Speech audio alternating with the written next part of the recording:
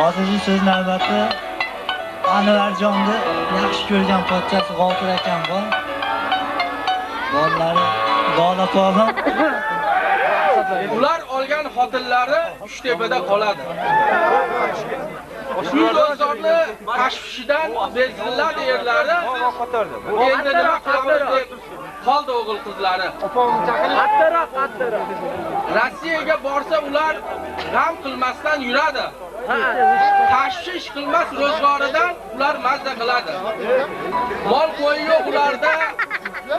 Nima tashvish bo'ladi? Ertalabda 100 gram, shu kechgacha yetadi. Rossiyaga kelsa yerlar mol qo'yga yem qani der. Rossiyalik ayollarchi 100 gram bor yuring der. O'z xotini yerlariga o'g'il qiz katta bo'lar deb Rossiyalik ayollarchi bitta farzand yetar der.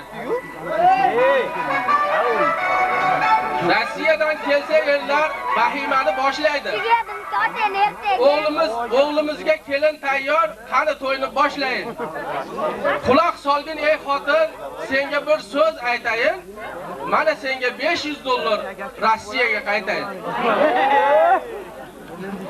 Yerli jonivor shuning bilan Rossiyaga ketdi. Rossiyada o'z yoriga kichik maktub chiqdi.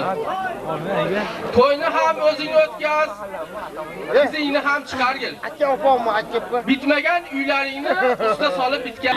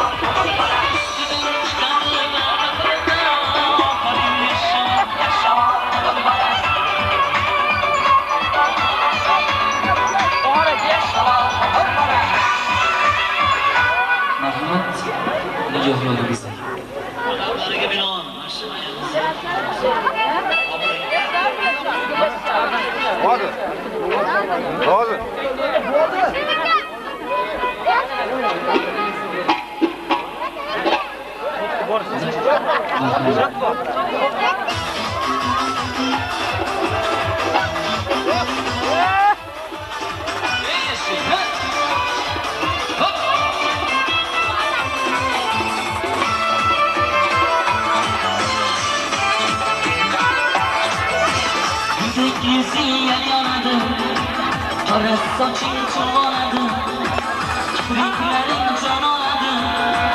Yoni uchrashganda nigohlarimiz yuzing yonadi. Qora soching cho'g'oladi, kipriklaring jon oladi. Yoni uchrashganda nigohlarimiz yashayar. Ko'zlar kelmas, til aylamas, qalbimizda shirin qilas. Ko'ngildagi muhabbat emas,